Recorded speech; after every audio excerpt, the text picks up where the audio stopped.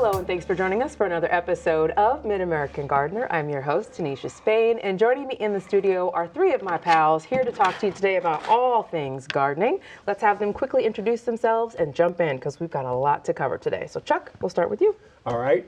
I am Chuck Voigt, a long time retired now from the University of Illinois.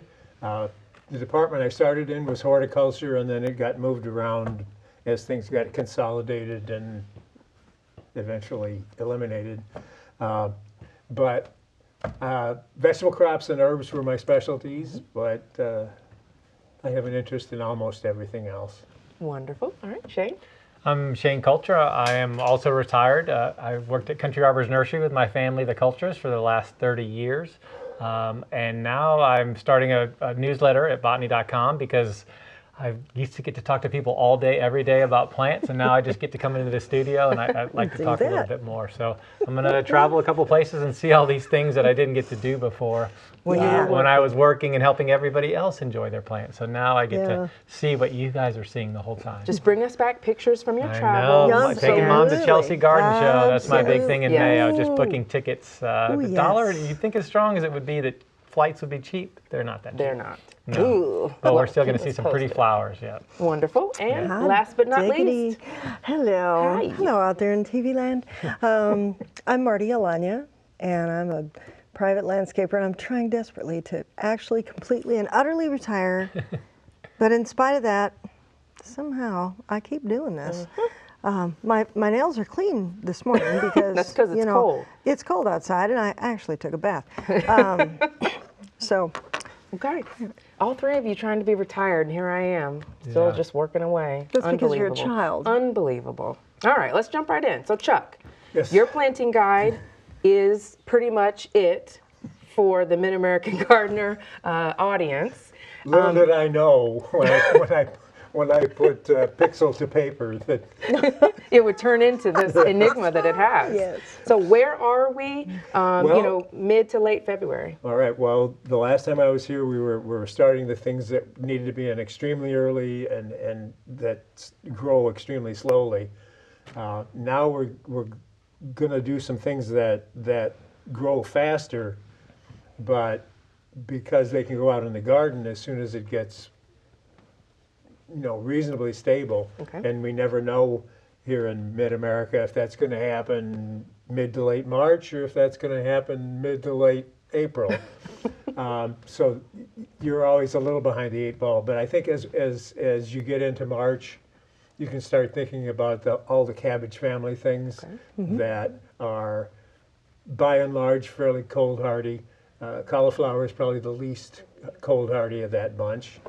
Also the one that benefits the most from not getting stopped along the way. So if you're buying commercial bedding plants of cauliflower, and sometimes that can be a problem because the bedding plant growers, depending on how the season is going, might slow things down and try to get little compact plants and all those kinds of things, where it's really to cauliflower's advantage to just germinate and never look back. So just beware of that. And if you're going to start your own and put them under lights and get them going, they do develop pretty fast. So hopefully you won't have to hold them too long if you get them going, by mid-March. Then by about April Fool's Day, you should be about ready to go. Okay. And take them from there. Now, can they take a little frost, a little, little chill? Yeah, yes, most of them can, and cauliflower can take some chill, but it's the one that'll show frost damage first as the temperature goes down. So that might be one that you delay just a few days. Really just kind of hone in on the forecast. Yeah. The bad part of that is there's a really kind of a narrow window to get really good cauliflower and broccoli with the first thing in the spring planting, because depending what the season does, if we get a blast of heat in May, it can kind of throw things off. But It's always a crapshoot. It is. You have to assume things are Absolutely. going to work normally and then adapt as necessary. Okay, all right. When we come back, we're going to hear some about your book. You're venturing into the culinary side of things, yes? Oh, yeah. Maybe? All right, Shane, you want to do, okay, let's Yeah, I'll do do this one first. Okay. Yeah, this time of year, we all know that winter seems like it's taking forever. And so I've always, over the years, I've always said that winter is your longest period. And when you landscape, all plants, if you own a nursery or you shop, you know that 70% of all your purchases are plants that flower in spring. So everybody wants something that's in color. But really, the yard should be landscaped for the winter. It is the longest season. And one of the best things is crab apples. And people think of crab apples, we'll have customers say, oh, they're too messy. A crab apple, depending on how sweet it is, the berries actually will last longer if the birds don't like them. So the tannins are a little bitter for them. They'll leave them alone. And so something like this, the red jewel, this was taken today, this morning, is still full of berries. And the birds will leave them alone. Eventually they'll age and the tannins will kind of get a little sweeter as they go, and they'll finally start taking these. So these are not a mess. They give you winter, late fall, winter, even spring berries. The birds get food because they're actually still on there, and the squirrels they'll too. start eating them. Yeah, squirrels as well, all Even the the animals. rabbits when they fall. Anything. And so it's really a perfect plant. They do really well. They'll take the cold. They give you 4 seasons of color and flowers in the spring, and they're not messy. The birds will take care of them. You'll not notice anything at all. So I really, there's some great crab apples in Illinois. This one's Red Jewel, but I wrote down Prairie Fire, Sergeant, Sugar Thyme. There's a lot of them that hold different color berries all through the season. And so think about that when you're planting, what's going to look good during the winter and what's going to help the wildlife. And this is a perfect plant. And you haven't lived until you've seen a bunch of drunken cedar Yes, waxwings yes. that are eating them when they've Yeah. fermented. Cardinals staggering around Oh on my the gosh. sidewalk. Oh yeah, That's hilarious. Absolutely. they do. They're They like, get a little boozy, huh? oh, do they? That is Yeah. funny. They So freeze even and they more reason to thaw. They plant freeze, them. they thaw. They ferment a little bit. Yeah. Like woohoo, we're gonna have Nice. lunch. Nice. Yeah. Okay, Marty brought a knife. I brought So it. we're going to take this next section real easy.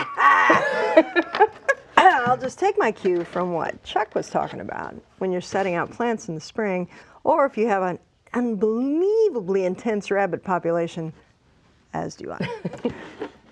I usually put a milk jug around almost everything that I plant. First of all, you can get them out earlier. I drew on here earlier. What do we got here? There you go. Okay, You got it. Okay.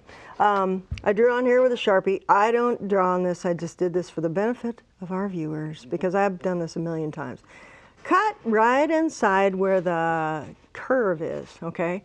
And then when you put this out in the garden, you plant the plant, you put this around it, and then you backfill. And the soil that you put in there to a depth of 1 inch or 2 when you set your plant in will keep this from blowing around. You don't have to stake it. I know some people are like, well, they blew all over the garden. Well, you didn't do it right.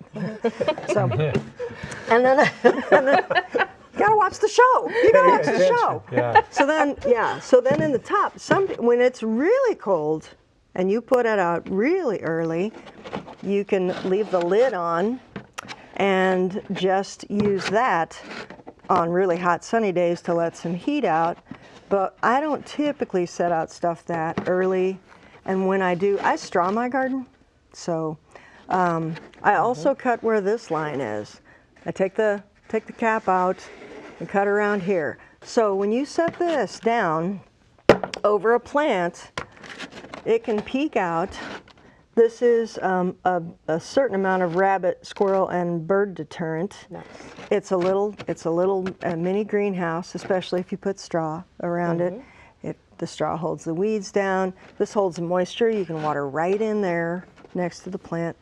Not to be confused with winter sowing. No. This is for things that We are. talk a lot about that too. No, these are for bedding plants that you set out in the garden. I mean, you can do that with flowers and stuff too, but I don't use it for vegetables. But yeah, you can set these out, and at the end of the season, recycle. Yeah, you buy these anyway. Might as well put them to work after Why they're store empty. hot caps? Yeah. You drink milk, don't you? There's or a note juice on or my fridge. Something. Do not throw away any jugs. Yeah. No lunch meat containers. No. I need all of it. Everything. I need all of it. All of it. Egg cartons. I hoard everything this time of year. Clamshell packs. Yes. Yeah. Those are the best ones. Yeah. And I don't even eat eggs, but I gotta have those. So, okay, Chuck, we're back to you. And they cut. And they cut really easy. Also, you can just I didn't know we were getting saw into right detail around there. I told you. don't be scared. Don't be scared. I told you Yeah. she wanted to do So- this. She wanted to. Of really course Yeah. I did. So and these cut real easy. I use a knife, but you can also use scissors. And I just recycle this bit. You can also leave a bit here, lift that up, put it back down for things that you set out really early. You don't have to though. And also one more thing. There was one more thing. Oh yeah, if you don't drink milk, alcohol comes in plastic. And water and all kinds of things. Get creative with your beverage choices. I'm trying to help them here. Okay, Chuck, we are back to you with culinary creations. Well, it's gourmet gardening. Gourmet gardening, sorry. So some of the more esoteric kinds of vegetables. I got into this when I found myself without a mystery to put myself to sleep with in the evenings. So I dug this out. I've owned it for quite a while, and what I was hoping to find out was how many things are in here that are still not on my life list of things that I have grown. My friend Keith tells me that I need to lighten up. You know, that I'm 75 and maybe you can't grow everything in the universe every year. So I've been looking in here and You're defiantly Is there disagreeing with anything him? in there Is that what you're you've doing? seen that you've just got to I grow don't this see year? any tabs. That's I was looking for tabs. just have to. He has the whole book memorized, Probably Shane. not. The one that stood out to me is something called skirret, Skirret. It's in the carrot family. You know, so it would get an umbel of flowers if it's probably a biennial with the second year, and it gets like fleshy roots. And that's one that I've never grown. I've seen it growing. I saw it at Strawberry Bank in Portsmouth, New Hampshire. Do you grow it for the roots? Yes. Oh, okay. All right. Okay. And I don't know, possibly you could eat some greenery too, I'm not sure. Skirret? Is that how you pronounce it? Skirret. Skirret. Okay. Well, That's how I pronounce it. now you've got to grow it and bring some in.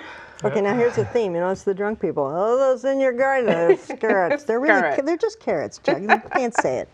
Yeah, Can't it say doesn't really look that much like a carrot. It looks odd and it kind of is. So is it ferny foliage too? Not as ferny as a carrot. That there's more substance to the leaves, as I recall. Isn't that interesting? Probably, maybe more like lovage foliage or something. Yeah, or celery, something like that. Yeah, See, yeah, it's okay. already got us talking. I so know. Pretty I know. interesting. So that easy. and the other thing that stood out to me is sea kale, which Never heard of CREMBE, cram maritima, which again I've never grown and I'm not sure why I would need to, but Just because. with a lifetime behind me of growing other things that I really didn't need to. So that's The theme is stay curious, folks. That's right. Yeah. That's it. Yes. That's it. or curiosity may kill you. Either one. Either way, you're in the good garden. is it? How good is it really? Yeah, Is it tasty? if you gotta go, I don't know. go in the garden, Yeah, that's a good place to go. That's a good place to go. there are certainly worse places. So Shane was out with his drone Yeah. and has some findings for us. So tell us what you found and what we're seeing. Yeah, so we in gardening and in ornamentals, we've talked about ornamental pears just being a junk tree. It grows fast. It does have a pretty smell. It's not the most nice fragrance to it, but Chuck, Better that is than different. hawthorn. yeah, It's better a than little hawthorn. fishy. yeah, it's a little fishy smell, and cat urine comes to mind. And but they're still very popular in the 90s. Fluorescent. And you're seeing the reasoning as to why you should not plant them. I always sold them because they were easy to grow, they sold really well, and as a business person, you really don't look into what the problems are. I went to a seminar that said it literally is the worst plant when it comes to animals. It serves zero purpose. It has no bugs in it. It doesn't feed anything. It literally serves no purpose as a tree. And I was thinking, wow, that doesn't sound very good. As opposed to an English oak, which has like 200 different bugs. So people that grow it, like, I don't want all that. But for wildlife and for overall, it's really good tree. Wow. Behind me, someone planted one pear 20 years ago. Behind that is an empty lot. And I've watched over the last 15 years that pear seed an entire 5-acre field. And it keeps growing. There is probably not an inch between every pear. Impossible to take down. The field behind it, you can see, is corn, so it never really grew in that area because it's always been tilled up and always been moved. But the area behind it has now become entirely ornamental pear. It's kind of unusual looking and kind of neat looking as a kid. Like, I can see how the little neighborhood kids want to run in it. But from an invasive standpoint, I've never seen anything take over like that has taken over. So I highly recommend not planting ornamental pears at this point. I have matured and evolved to say this is exactly what it can do, and it's completely invasive. It's worse than aspen. Yeah, you see them on like the I-74 interchange, not too far from where I live. Yeah, I see them along the roadsides a lot. It's like a solid stand of them, and sometimes they mow them off. Yeah, they always mow them off. And I think, stay. This year they might have even tried spraying. Yeah. But I don't believe that they're going to thin themselves out. And do you want that? Do you want them to cut it off and then spray chemicals right in your neighborhood? That's not ideal either. But it's an amazing. Plants are amazing. Like, if you want to see things grow and take over, that is something. That's one. Well, and running through a thick stand of them like that, you'd be scratched to pieces, because they're not. I don't know that they're technically thorny, but they're certainly thorn-ish. They got, They're the little branches are very Even my dog refuses to run in almost them. perfect. Like the way they've seeded themselves. Yeah, no, they've come through and thin them to plant houses.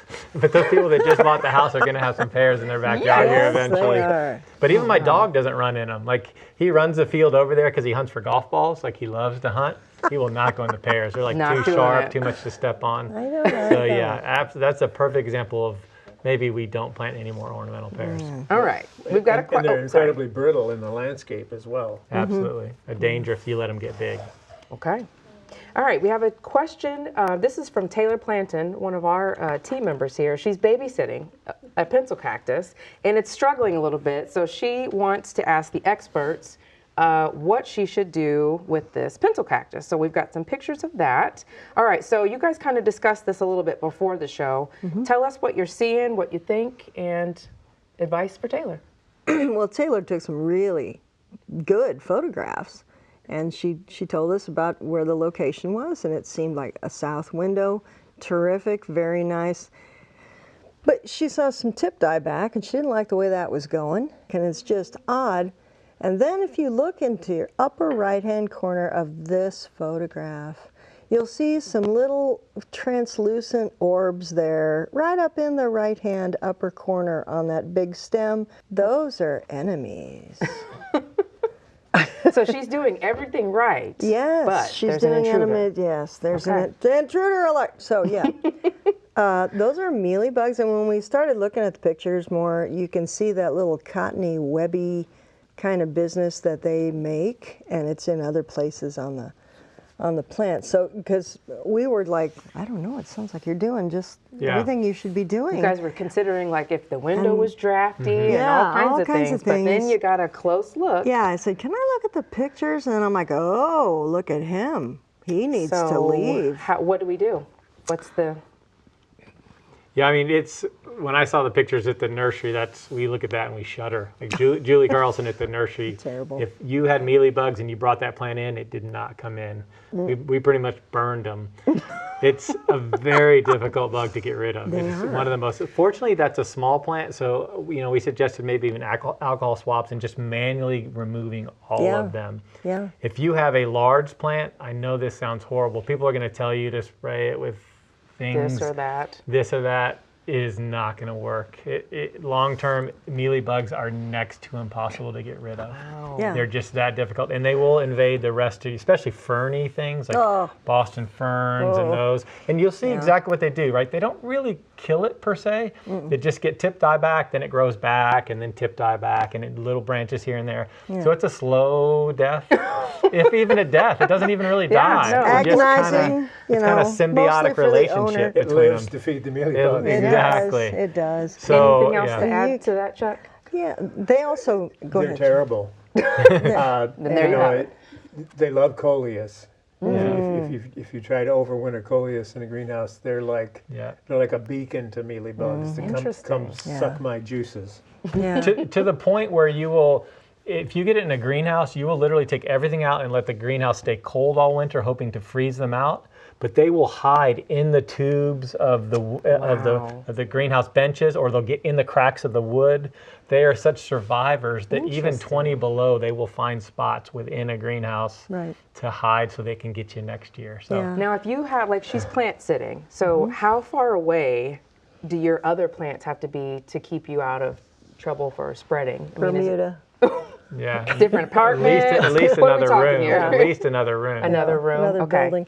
Yeah. But she can They get this because she has a small enough plant that she Yeah. literally can just spend time. And we caught it early because Yeah. she brought it to Got us. the old diagnosis. Exactly. Yeah. So just Excellent. Okay. manually remove them, and a little alcohol in there, and just take piece by piece, Yeah. and she'll actually be fine. Okay. Yeah. Do you think the soil mix looks a little heavy for a succulent? Taylor was asking, she said, I know it needs to be repotted. And I was thinking, but Shane and I, we didn't even see the picture. And we're like, Yeah. oh, it doesn't need to No, be repotted. And then we saw the pictures, like, it's the perfect size for that. However, yeah, I saw it looked just like potting soil. It and looked could kind be, of like it had been kind of damp on the yeah. I assumed And it had she's just only gotten watered or watering when something. it's dry. Yeah. I mean, she's doing all the right things, but when I looked at the close-up pictures, I'm like, ruh-roh, look at And that. those are very Who's poisonous, by the that? way. Yes, that's why she's keeping it, Yeah. because her Yes. pal has a cat. Yeah, And do they- not. and It's turned into a whole... Yeah. If you break that Yeah. off and the human get that in your eye, Yeah. it's one of the few that you actually can go blind. They're Like, it's- euphorbia, aren't they? Yeah. Is yeah. that euphorbia? Euphorbia. Isn't It's it? Yeah. euphorbia. It literally, Just like we have at the poinsettias. nursery Yay. taken to someone to the hospital for getting my it in their eye. God, that's so horrible. It's something. It's not gonna. If you brush it with your eye, you're not. That's not a problem. But if you break it and get the juice and then rub your eyes, Don't do that. it'd be a big irritant. And of course, It's animals worse than aren't as peppers. smart as we are. No, they're not. They're nicer, but they're not as smart. I don't know. We've got about 5 I've known minutes some left. I want animals to get and this some windbreak people. I'm question is. not sure in. how that goes. This came into our email. We live on a lake, and the house is set back on a slope. So you got to picture this because there's no photo. House is set back on a slope. The wind off of the lake can be very strong.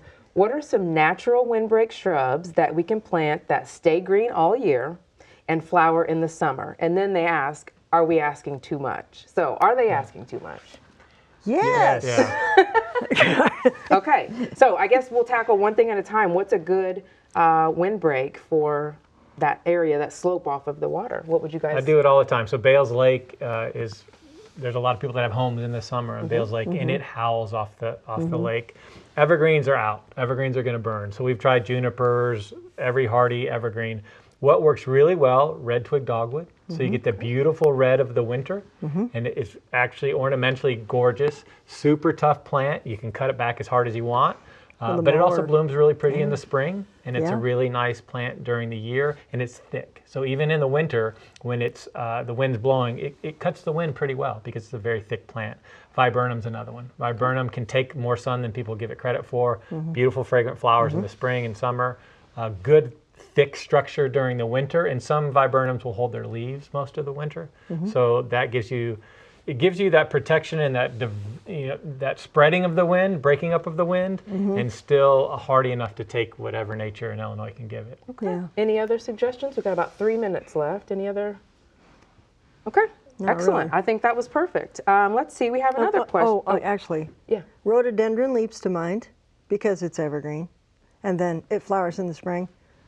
The wind will desiccate Yeah. it. Don't sit there thinking, "Well, I thought of one." You didn't. Okay, you just Yeah. didn't think of one. Yeah, Okay, anything there you that go. keeps its leaves, the only way to get through that, if you even know Yeah. fighting chant, is an anti-desiccant, like a wilt proof. Yeah. Yeah. But that hasn't worked for us. They've all died. So. It's a lot. Last it's a lot, question. especially in Illinois when it warms up and then it dies, and then warms up and it gets cold. Yeah. No, not going to work out. No. Okay, so since our growing zone shifted a bit, we went from 5B to 6A, I believe. This person wants to know, Ms. Kinney wants to know if that changes or adjusts our last frost date. So what are your thoughts on that? Just because our growing zone changed, does our frost date change? In theory. You know, as we go through a period of time, I think the average might creep a little earlier. In any given year, I don't know that you can count on it being. Yeah, I don't think we very even much use difference. frost dates as a date anymore. We use time periods, right? Like Yeah. we're looking for it. Like Mother's remember Day. Mother's Day used to be? Yes, yes. I've got people planning a month before Mother's Day on some years, Yeah. depending on how it goes. So Yeah. I don't think we don't read Richard's Almanac and use the you know. And the hardiness zones are based on average winter low temperatures, Yeah. Yeah. not on frost dates and when the Exactly. seasons Yeah. change and those kinds of things. So that's why I say possibly as we go forward 10, 20 years, the average might creep Okay. back. But For now. for now, I wouldn't. If you've been Yeah. doing something and it's been working, I would stick with it. If you've been doing something and it's not been working, I would think about changing it. Yeah, and as a grower, I'll say this, just because our zone changed, it does not affect what plants we grow here because it's all about the extremes, right? When you look at a plant, it says it can take this temperature. Well, yes, our overall average that we talked about has gone up, but our extremes are still the one that kills it. It was 2 this morning. Yeah, It was yeah, 2 Good to know. degrees. and we're going to Okay. be negative 20. So just because your zone moved does not mean that the extremes, matter of fact, the extremes have probably gotten worse. So it's actually harder to grow plants now since we've gotten warmer overall. But our extremes are even more than they've ever been. So I think it's harder in the winter to grow plants than it has been because of that. All right. So We got to leave it there. Thank you so much, guys. 26 minutes goes super fast. It does. Thank you so much for watching. If you've got questions, you can send them in to us at yourgarden@gmail.com, or you can look us up on socials. Just search for Mid-American Gardener, and we will see you next time. Thanks for watching. Good night.